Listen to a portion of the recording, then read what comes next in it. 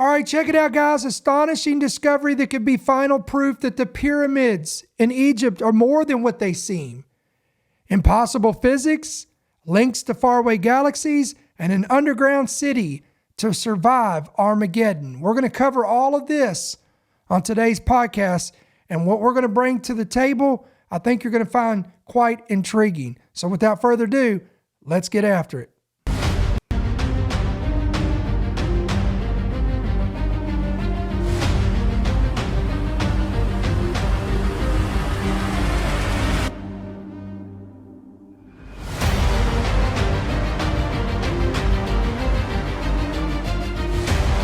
The following program is brought to you by friends and partners of End Time Headlines. All right, what's going on, everybody? This is End Time Headlines, news and headlines from a prophetic perspective. And of course, I am your host, Ricky Scaparo, the founder and the voice of End Time Headlines. And we want to welcome you on this Wednesday night, March 26th. Typically, we were off on Wednesday, but we had to flip our days yesterday with today. We had a lot of things come up here at the home front, but nevertheless, we're here today, and we want to welcome you to the program. There on YouTube in the chat. If you're new, listen, if first time joining us, if you're new, whatever the case may be, let us know in the comments that you're new and where you guys are joining us from.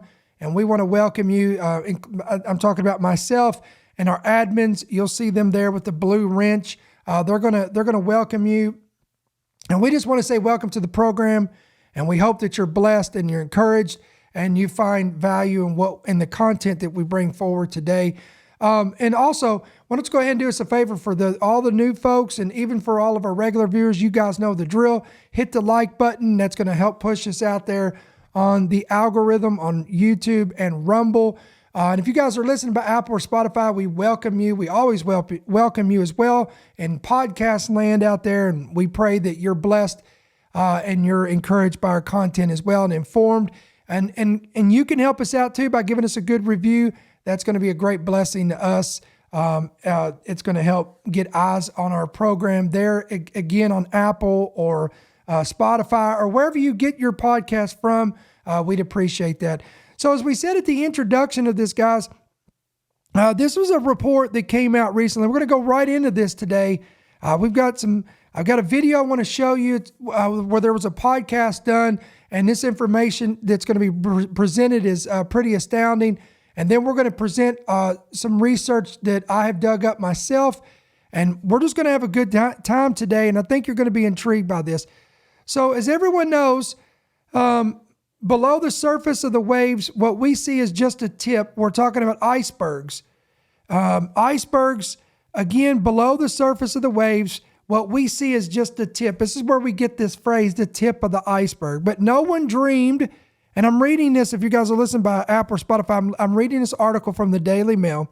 No one dreamed before now that the same might be true of Egypt's Great Pyramids at Giza, the last surviving wonders of the ancient world. All right, guys, to international disbelief, scientists have announced at the weekend that they have mapped tunnels, pillars, pathways, and cavernous halls that extend under the central Khafre pyramid, and probably stretch beneath all three. The mind-boggling discovery was made with satellite radar technology by researchers from the University of Strathclyde in Glasgow and the Italian University of Pisa. Quote, when we magnify the images, we will reveal that beneath it lies what can only be described as a true underground city. Wow. An entire hidden world of many structures. And this is according to one of the archaeological researchers. The vast network, Malanga and his colleague, descends about 1.25 miles into the sands. It must predate the pyramids, which were built around 4,500 years ago, but how much older it might be is still a mystery. Now, we're going to talk about this today on today's program. And when I show you the timeline of what this could date back to, I think it's going to make more sense to you. Could it already have been there thousands of years earlier? And if so, who on earth constructed it and how? Again, we're going to cover that. Since our Victorian ancestors developed an obsession with ancient Egypt, archaeologists have talked about solving the riddle of the sands. But the reality now looks even more bizarre than our wildest surmises. Three-dimensional images acquired using a technology called synthetic aperture radar, or SAR, show 5 structures at the base of the middle pyramid, which stands about 10 miles southwest of central Cairo.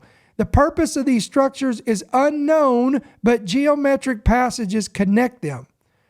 All right, so this is what they've discovered, guys. Here is the pyramid, okay? And then here is the vertical shafts. All this is underneath the pyramid. 8 vertically aligned cylindrical structures arranged in 2 parallel rows from north to south, and they descend to a depth of more than 2,100 feet. Look at this illustration here. Far more spectacular are 8, again, vertical columns. These all plunge to 2,152 feet into a pair of colossal cubic chambers, which are 263 feet in each direction. This depth is almost 5 times the height of the pyramid above the earth, which stands at 448 feet. According to the report, the stone cylinders are lined in 2 rows of 4 running north to south, and this precise arrangement is certain to be significant. Let me say that again.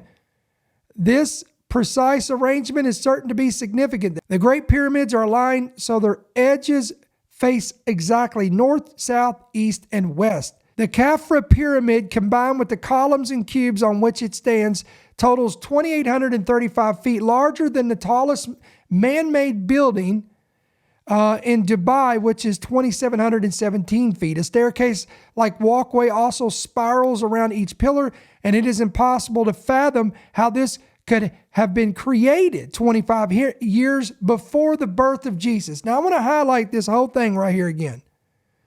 A staircase-like walkway also spirals around each pillar. It is impossible to fathom how this could have been created 2,500 years before the birth of Jesus. Now, this SAR uses radar pulses to discern objects buried underground, sending a subterranean signal in a similar way to radar beams that track distant airplanes. These pulses were sent from satellites orbiting 420 miles above Earth. If something appears in one satellite's scan, but not the others, we know it is a false signal.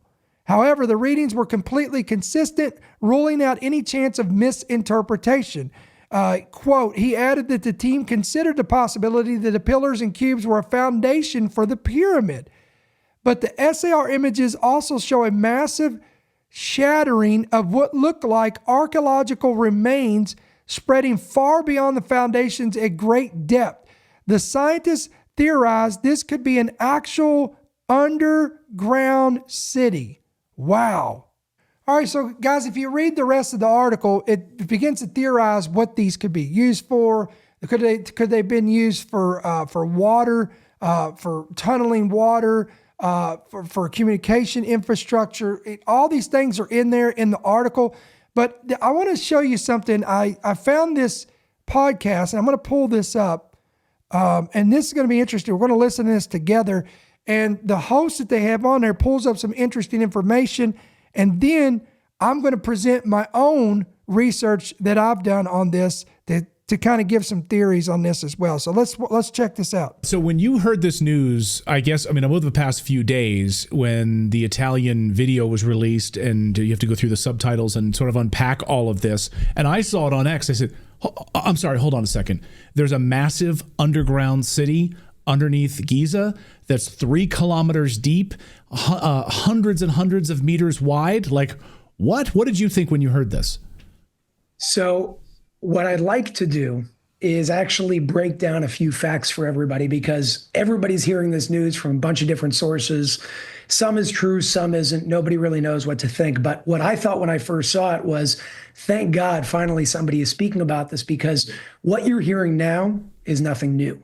As a matter of fact, the study, or so-called the research that these Italian researchers did, their names are Corrado Malanga, I believe, and Filippo Biondi. They're both researchers in the radar and remote sensing research aspect of things. And they actually published a peer-reviewed study, and they researched in an article titled Synthetic Aperture Radar Doppler Tomography Reveals Details of Undiscovered High-Resolution Internal Structure of the Great Pyramid of Giza. But guess when that was actually put out?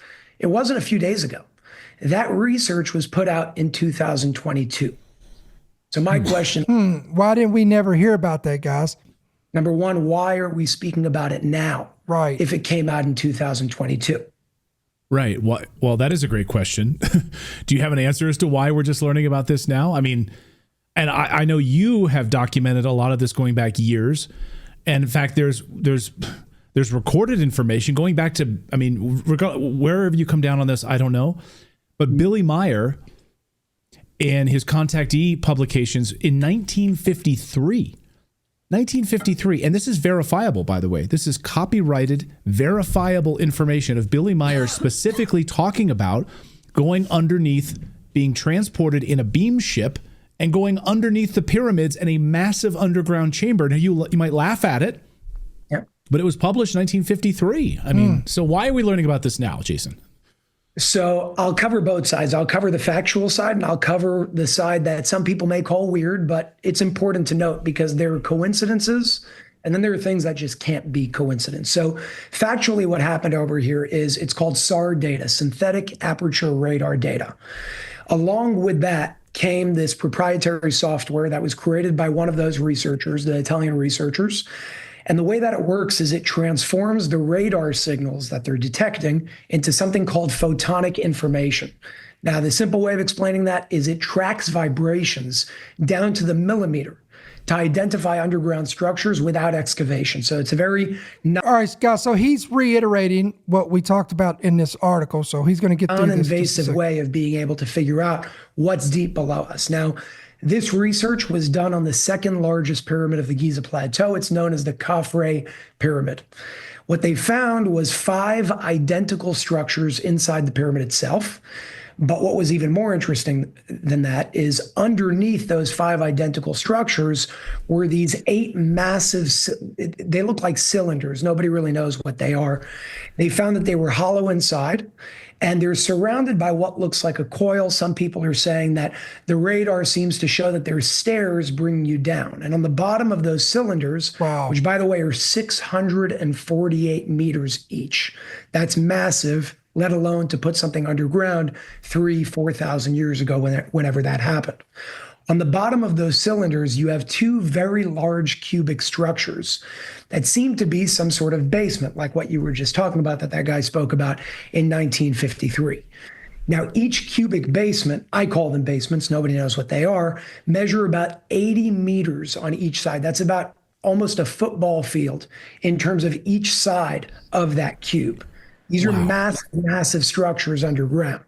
And the entire structure extends about, not exactly, but about 2 kilometers beneath the surface of all 3 pyramids of the Giza Plateau.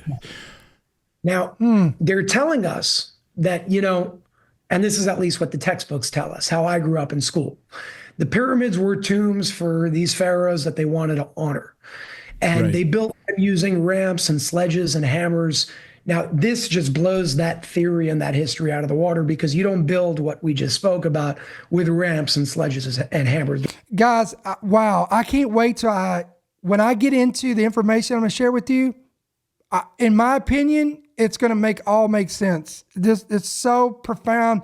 I mean, I've got chills. If you could see my hair standing up on my arms because I want you to think about Luke 17, as it were in the days of Noah and Lot, so shall it be at the return of the Son of Man. He proposed a question at the beginning of this. Why release this now? I believe this is prophetic. I believe the timing of this information coming to light now is absolute. Now, I'm sure they're going to explain some reason that it's going to be outside of the Bible and outside of spiritual revelation I'm giving you here. But I'm telling you, God is allowing this information for such a time as this. And there's only going to be, I believe, a group of individuals who are those who have understanding of the times and seasons, we're going to understand this. And you may not fully understand this, but I'm telling you, I believe by the time we get to the end of this podcast, all this is going to make sense. So what we're doing right now is kind of building a foundation to get up to where I want to take you. There's something else going on. But my question that we have to ask, and then we can go into the weird part, factually, as if that's not weird enough. The proportions of the structure itself have certain mathematical constants built into them, like pi, 3.14, the golden ratio, and the most interesting one to me, modern science calls it a coincidence. I don't buy it. The speed of light. Now, how do we get the speed of light? The latitude line that the Great Pyramid is sitting on is 29.9792458 degrees. And if you just move that decimal by 2, you're going to get 299,792,458. And what that number is in meters per second is the speed of light. Now, call that a coincidence? I don't think it's a coincidence. Wow, think about that. They knew something, and we don't understand how they knew it. But somebody's just saying they placed it to this degree, 6, 7 decimal points after the zero to the exact point of the speed of light in meters per second. They knew something that we don't understand today. Yep. That's wild. Now, and the question is, who's they? If this was built before the birth of Jesus, who is they? Because this destroys the whole timeline. We're going to answer that. There's Stick some texts, around. and I think you shared them with our team earlier, where I think, and this was published in the Pyramid Code. So the pharaohs brought with them a different form of technology called electromagnetic pulsation. And this technology gave them the ability to build massive pyramids. Underneath these massive structures are very large basements that house the tools and technology used to make them. So, to my knowledge, no one has found these basements under the pyramids, according to the text that you provided. So, this was published back years ago, that we were being told that they built these massive basements there. So, we have the documentation of this. So what you're reading from is a document called the Pyramid Code. It's not something that I wrote. It's something that I was given back in July or August of 2020.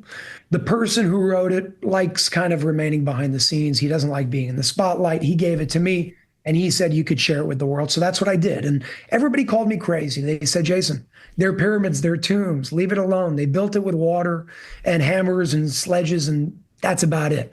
And it turns out that when this document that came out on September 9th of 2020, free for the world on my website, it says exactly that. It says that this technology gave them the ability to build massive pyramids. And it specifically says, as you said, and I quote from the document, I'm reading it right in front of me, underneath these massive structures are very large basements that house the tools and technology used to make them. Now, this is a 44-page document. There's a lot of information that goes into what some may call the non-factual side of things. But when you kind of connect the dots, a lot of this makes sense. There's all these theories of, did humans build them? Was it really slaves, or were they extraterrestrial?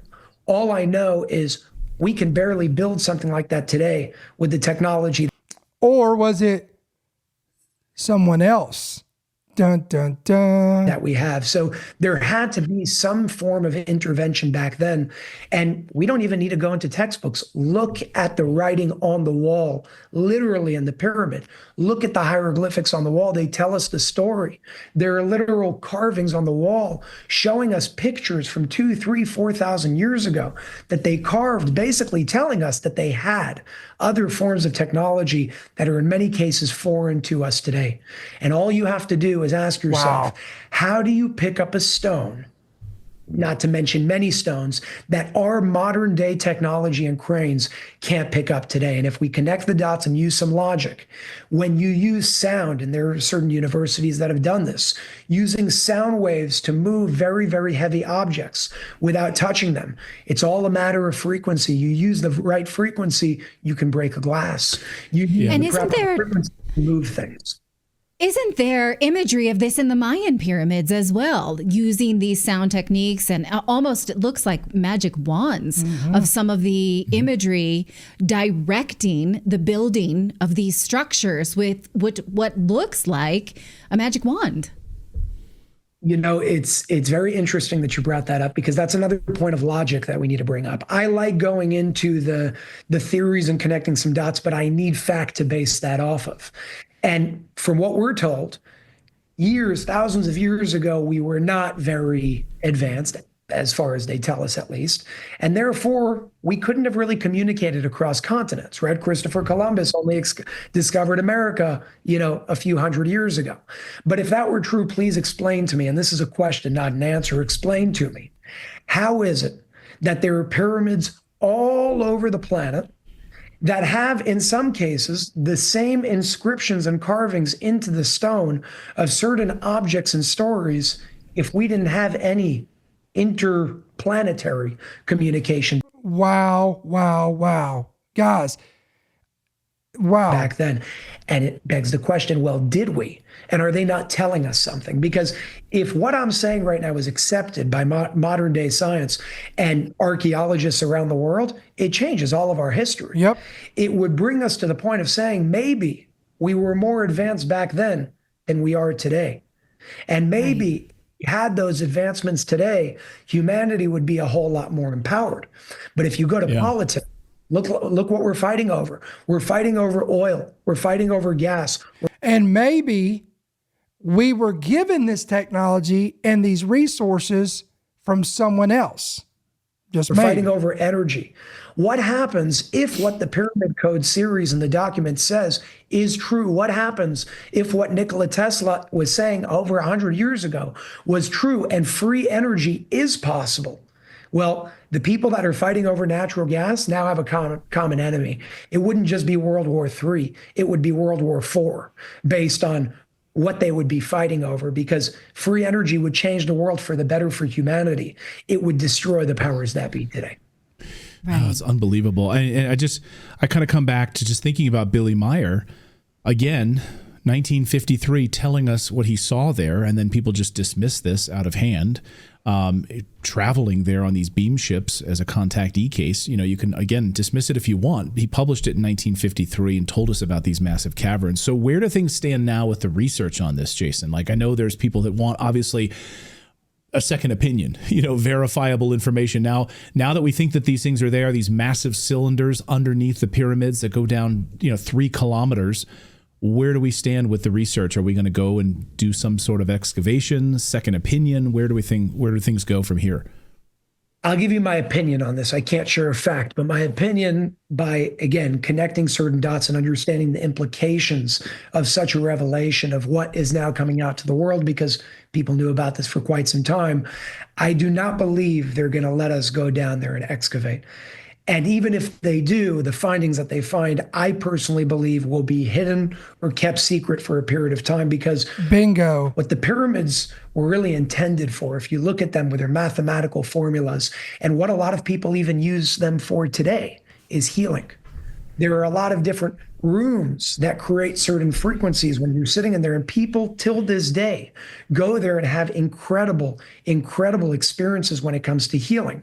That actually inspired everything that we're doing around the world with certain healing technologies. We have a technology right now around the world that's in the shape and direct proportion of the Great Pyramid, called the Light System, specifically created. Are you kidding me, guys? Wow. And inspired after the Great Pyramid of Egypt, after the Great Pyramid on the Giza Plateau. So personally, just my personal opinion, I do not believe that they're going to allow more and more information to come out. But I do believe at some point they will have no choice, because it's just going to be so obvious. To get closer and closer to that truth, people need to start just considering maybe the history that we've been told is different than what we've been told. And I'm going to leave it right there. That's the perfect place to close this. Wow, guys. Unbelievable. Now, I want to show you this because they're already doing this. Let me pull up this article real quick, and then we're going to get right into what you guys want to hear, the information I'm going to pull up here. Look at this. Look at this article. There's a vast underground city below Egypt's Giza pyramids, and scientists' wild theory claims, but experts debunk it as fake news. They're already coming out saying it's fake news. Nothing to look at here, folks. Let's all just move along. First of all, proponents, there's so many debates on what this could be. Some proponents, including Voices on X and alternative media, suggest that these structures indicate a pre-flood or highly advanced civilization predating known ancient Egyptian history. He talked about that. The article in Daily Mail talked about. Many of these argue the precision of the pyramids, incorporating mathematical constants like pi and the golden ratio combined with these alleged underground complexes, points to technology beyond what we attribute to the Egyptians around 2500 BC. Even Joe Rogan on his podcast called it mind-blowing, hinting at a civilization that we can scarcely comprehend. And then there was the theory, and he covered this also, there's a theory that they took the vibrations of the earth and they converted it to energy, and these cylindrical wells and cubic chambers are speculated to be conduits or storage units for energy, with some even claiming that the layouts resemble an ancient generator or a weapon system, as noted. Some of these outlets like the Express, Tribune, and Marca talked about this. All right, now here's what I found interesting. Ready? We're gonna go deep in this. There, in case y'all didn't know, there are multiple locations in the earth known for unusual electromagnetic disturbances or mysterious phenomena. All of these are noted out there. They're discussed regularly on the Discovery Channel, the History Channel. I'm talking about places like the Bermuda Triangle, Easter Island, the Stonehenges, all of these. Let's talk about a couple of these. The Bermuda Triangle. Everyone here has probably heard of this. It's also called the Devil's Triangle. Is loosely defined. This is in a loosely defined region in the Western Atlantic Ocean by Miami, Bermuda, and San Juan, Puerto Rico, covering roughly 500,000 to 1.5 million square miles. It's infamous for disappearances of ships and aircraft.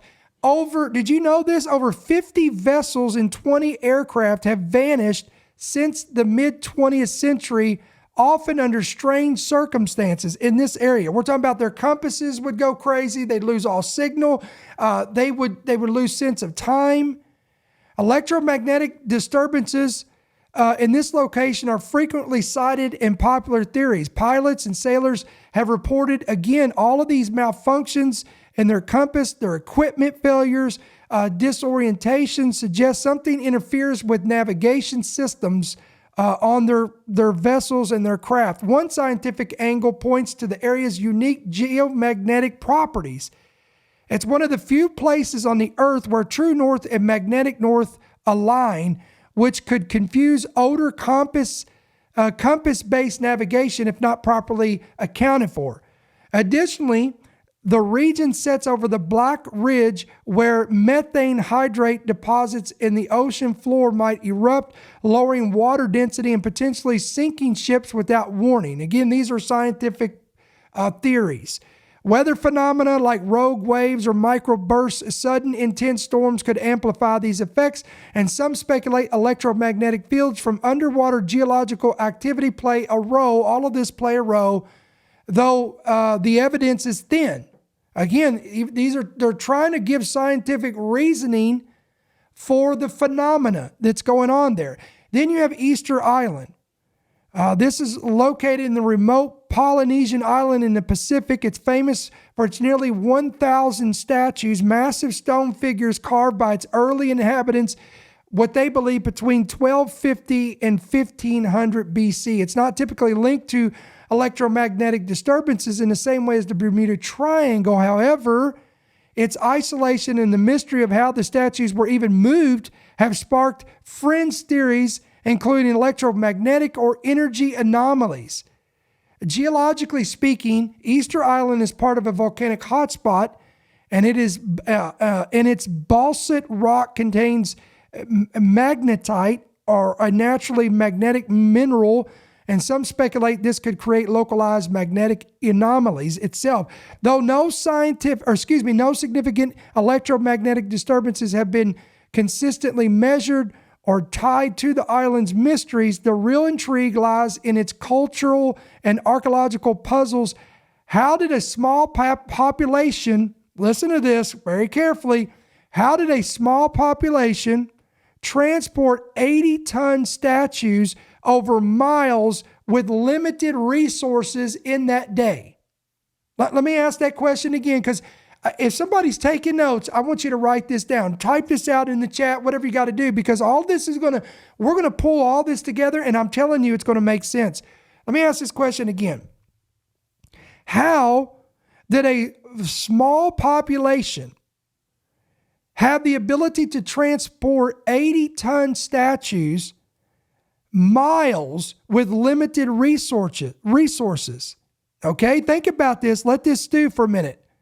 Okay, then let's talk about the Stonehenge. Stonehenge, located in Wiltshire, England, is a prehistoric monument of standing stones erected around 2500 BC.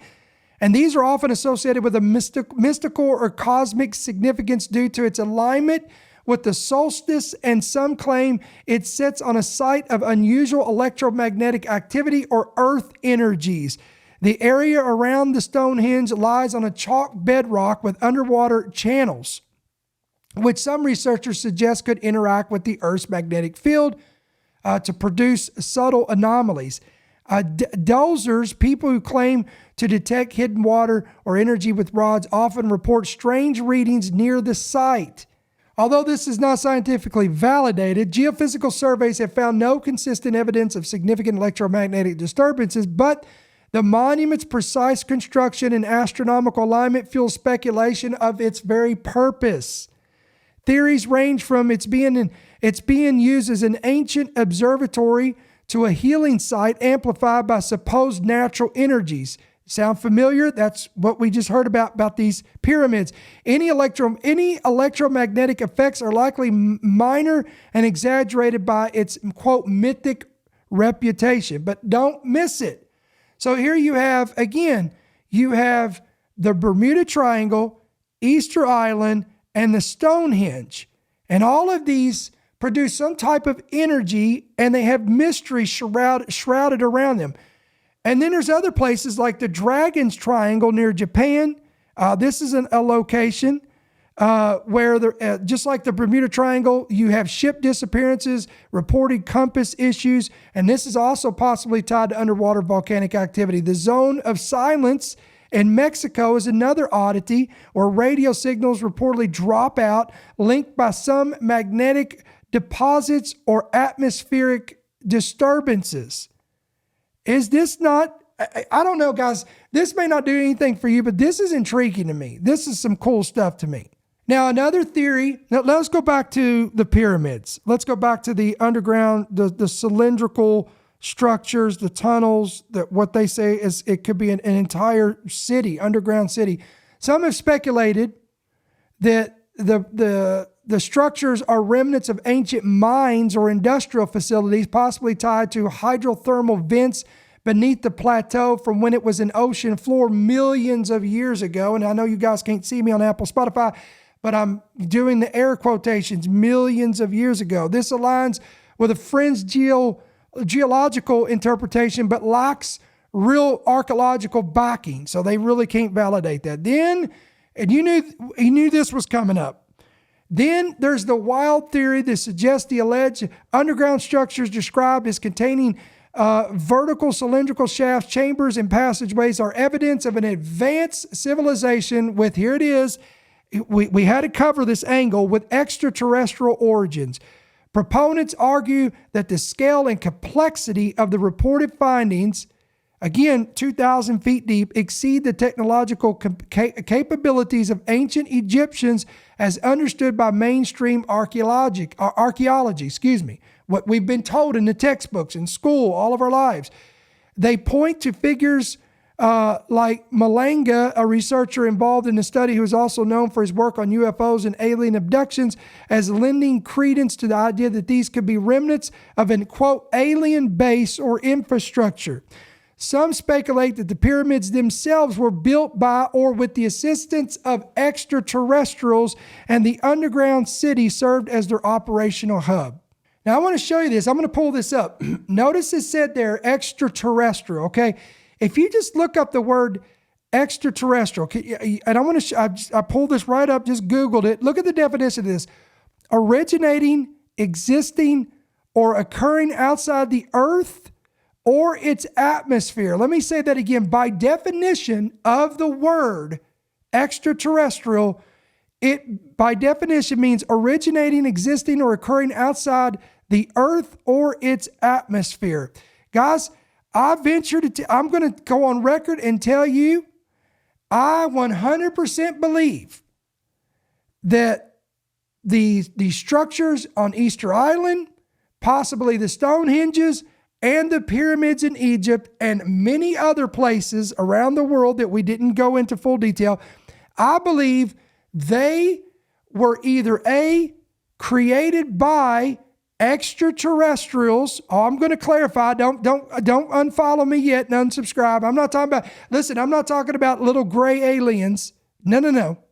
I'm talking about life forms beyond Earth and our atmosphere. Either A, they were directly involved in building and constructing these structures, or B, they, along with humans, help aid the construction of these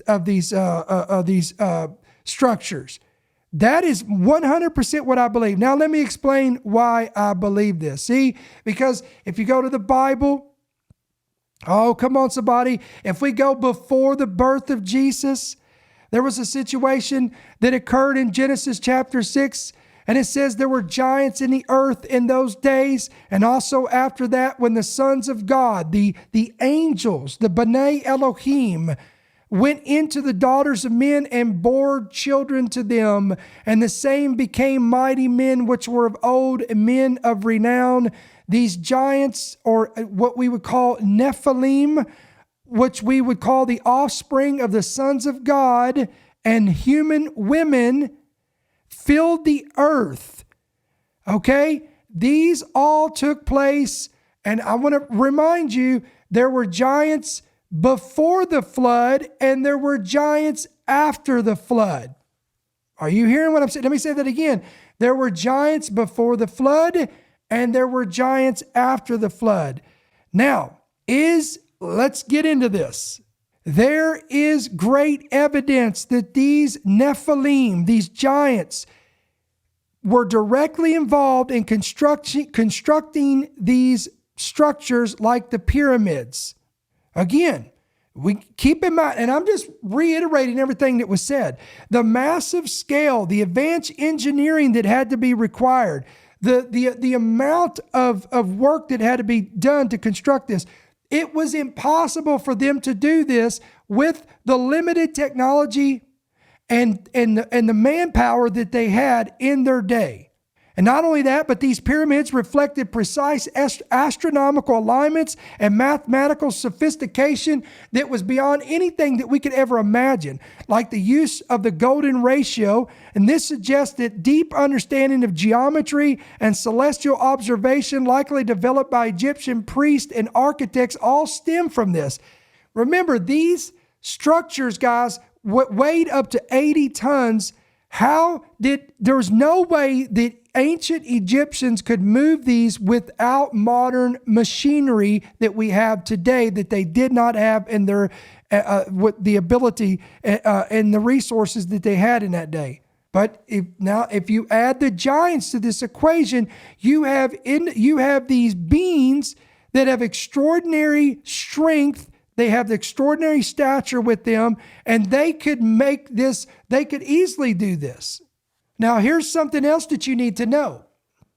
According to, and we've referenced this book before, and I'm going to show you where it's referenced. Let me just pull this up, because people ask this all the time. Well, I don't see where this is referenced, so let me pull it up.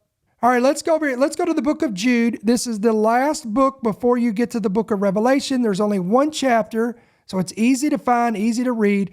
Look what it says in well, look what it says in the book of Jude, chapter 1. Again, it's only got one chapter, verse 14. Now look what it says here.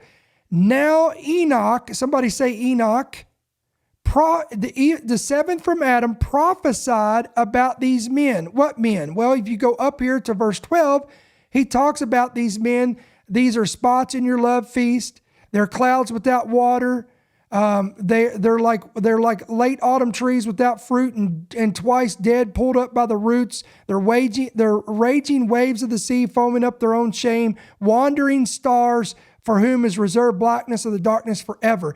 And then he goes into verse 14. I just want to give you a little context of this. And now Enoch prophesied about these men. And again, guys, you can go your Bible, go ahead and do it. Go all the way to the book of Genesis where Enoch is mentioned, and you will not find anywhere in the Old Testament, in any book, the Torah or any of the laws or the prophets, nowhere does it mention the prophecy of Enoch. But Jude referenced a prophecy from Enoch. So why is this important? Because I wanted to say this because I'm going to quote to you from the book of Enoch, which again, I do not put it with canon of scripture, but I simply call it Jewish history that complements the scriptures. According to the book of Enoch, these fallen angels, you know, the ones that went into the daughters of men and produced these Nephilim, they imparted advanced wisdom and knowledge into humanity. They imparted to them the skills that shaped civilization as we know it.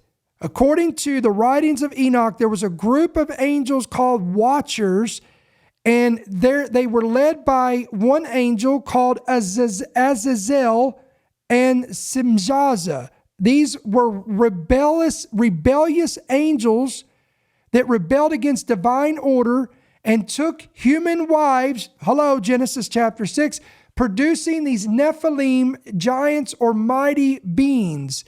These beings taught humanity forbidden knowledge. Stop. These beings taught humanity forbidden knowledge. Do you realize what that implies, ladies and gentlemen? That implies that the knowledge, the wisdom, the information has always existed, but it didn't exist in the earth. It existed in the third heaven where God's throne is, where all of the sons of God and the sons of morning and Lucifer all existed before all of this nonsense took place. So I'm trying to tell you, all this wisdom, all this knowledge, all this information was already there. Can I say it like this? The advanced technology existed, but it didn't exist in our solar system. It didn't exist on Earth. Come on. And let me say this. It has always been with, quote, extraterrestrials, but we're not talking about spacemen and grays and aliens. The extraterrestrials, in case you haven't figured it out, is these hybrids, these Nephilims, these giants.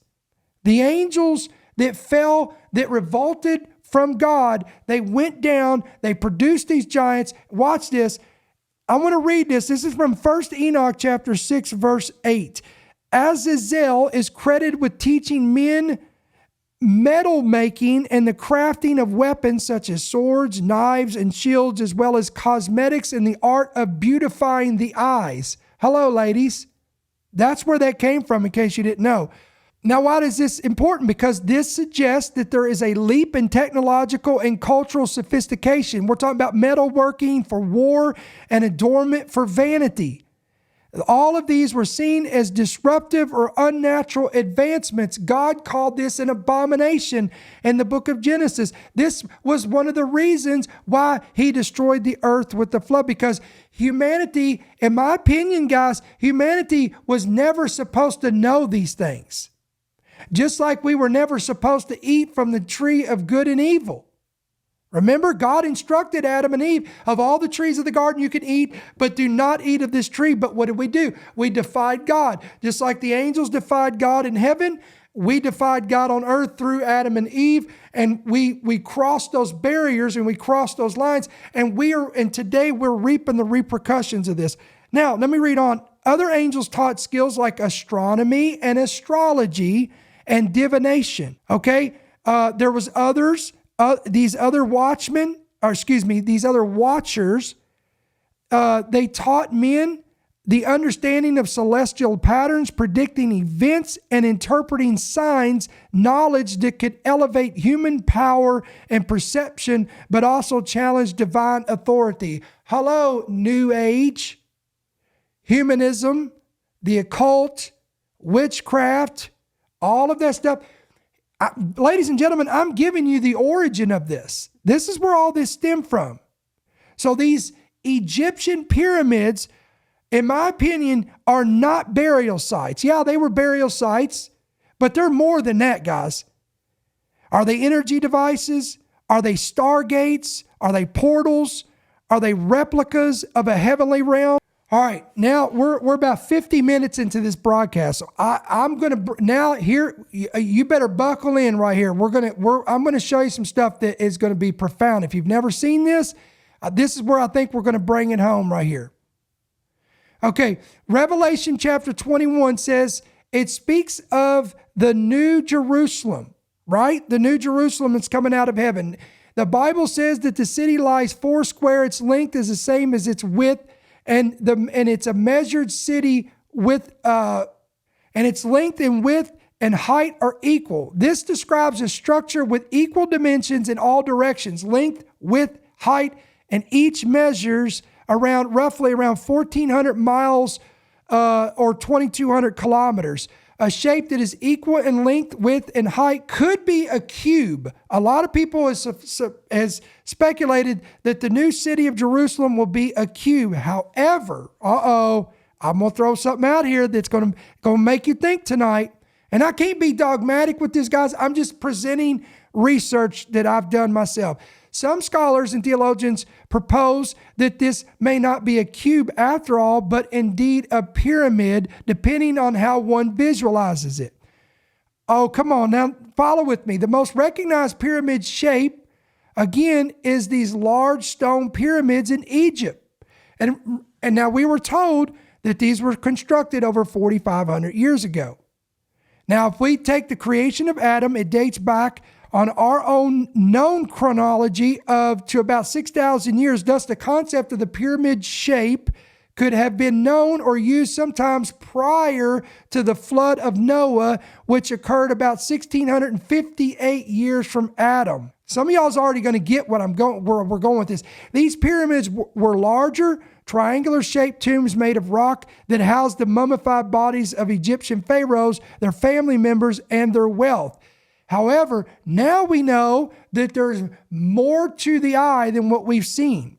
Beneath the surface, below the ground, there is something now that's been discovered. The pyramids have a four-sided square base with rows of steps that form a four-sided triangle that narrows to a point at the top. There is a lot of tradition and speculation about where the pyramid shape originated.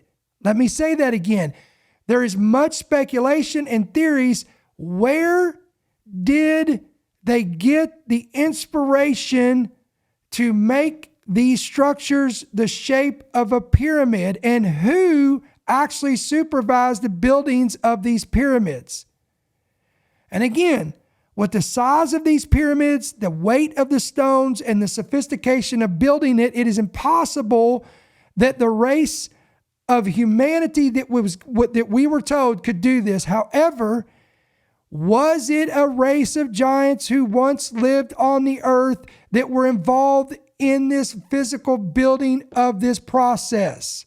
You got to remember, these giants would have still been on the earth, especially in the Middle East. Also, it is interesting to note that among the ancient Sumerians, a people group who lived in ancient Mesopotamia, by the way, these star gods were to be worshipped on mountain peaks. Let me say it again. According to ancient Sumerians, they worship what was called star gods, and they were called to worship these on mountain peaks. And if they did not have them, they built them. Hello, the Mayans. What did they do? It's the same concept. Now, in case you've not been able to follow where I'm going to, I am presenting a hypothesis here that is it possible that the new Jerusalem in heaven is actually a pyramid? In Revelation 21:23, it says, quote, "The city does not need the sun, S-U-N, or the moon to shine on it, for the glory of God gives its light, and the Lamb is its lamp." Here, the Lamb is understood to be Christ, again, who is lighting up the entire city because there is no S-U-N. Now, think about this. If you have a building, if you have a structure that's shaped like a triangle, remember, it gets narrow as it goes to the top. So if Jesus is seated at the top as the Lamb of God, then his light would shine and it would illuminate the entire city of Jerusalem. Again, this is an hypothesis, okay? If it's true, then it would explain why when these angels fell from heaven and they went into the daughters of men and inspired a race of giants to construct these structures, why did they build them in the shape of triangles? Could they be replicating what they saw in heaven? Now, I want to remind you, when Moses constructed the tabernacle of Moses with all of its furnishings, it was a replica of what was in heaven. Wow, guys. Wow. Now, here's the heaviest part. In my opinion, this was pretty cool. Notice that when you read these articles, the mainstream articles, even that podcast that we shared, they talked about the possibility of what these are, these cylindrical tunnels that were built under the pyramid. One of the hypotheses that they presented was that this was a chamber that was built under the earth, kind of like a bunker that was created to survive an apocalypse. Now, why would a civilization build an underground chamber or bunker, if you would, to survive an apocalypse? What apocalypse could actually be coming? Well, I'm going to mess some stuff up here. What if the dating of all of this stuff was completely wrong? And watch this, these giants got word that God was about to destroy the earth of a flood. Thus, it would make sense why these Nephilim were working on creating an underground structure so that they could get completely underground so that they could survive the apocalypse, because once the floodwaters receded, then they could dig their way out and come out alive. That's one hypothesis, okay? Now, before you think that's crazy, I did some research on, and I discovered that the Tower of Babel that came after the flood, by the way, it was a tower, interesting, it reaches to the heavens, that was led up by Nimrod. According to, I believe it was Josephus that wrote this. According to Josephus, there was writings and historical documents that were around at that time that stated that Nimrod built the Tower of Babel out of defiance of God, stating that the next time God would destroy the earth of a flood, that they would survive. And that's why they try to build this tower to the heavens to try to outreach the flood waters and defy God's judgment. Again, this is absolutely fascinating. It's extraordinary, but to me, it all makes sense. In my opinion, I 100% believe that these Nephilims, these giants, had a hand in either one, constructing it themselves, or B, they worked along the humanity that was there at that time to build these structures. Now, the why they were doing it, I can't answer that. I'm only bringing an hypothesis. Was they building these underground structures to try to survive the judgment of God? They got wind that it was coming because of their presence and because of their corruption they were bringing to the earth. I don't know. I'm only presenting you some things to think about. This is why we do this. We're willing to step we're willing to step out and talk about things that other people don't want to talk about, or even entertain the notion of. So again, I hope you've enjoyed this segment, guys. Let me know your thoughts in the comments in YouTube, wherever you're watching us, YouTube, Rumble, wherever you may be listening or hear this from. I would love to hear your thoughts on this. Maybe you've got something you'd like to add to the conversation, whatever the case may be. Again, let us know. And again, endtimeheadlines.org, endtimeheadlines.com, guys. If you haven't downloaded our free app, I want to encourage you to pick it up today. You can get it on Apple. You can get it on Android. Just hit yes to push notifications, download it, and you'll be squared away. Every headline, every podcast, breaking news, prophecy updates, everything's going to be right at your fingertips. And again, if this ministry blesses you, it encourages you, it equips you, it informs you, if it's any value to you and you'd like to partner with this ministry, you can do that 2 different ways. You can give electronically through the app, or you can give by check or money order right there on your screen. You can make it out to End Time Headlines, P.O. Box 1391, Monroe, Georgia 30655. So guys, we're going to sign off for tonight. Listen, pray for me tomorrow. I have an interview I'm doing tomorrow where I'm a guest on another podcast, and then we'll be taping our episode for tomorrow night. So we plan on being back here tomorrow night, on Thursday night, 7 p.m. Central, 8 p.m. Eastern. And then, Lord willing, we'll be back on Friday night to close out this week of podcasting as well.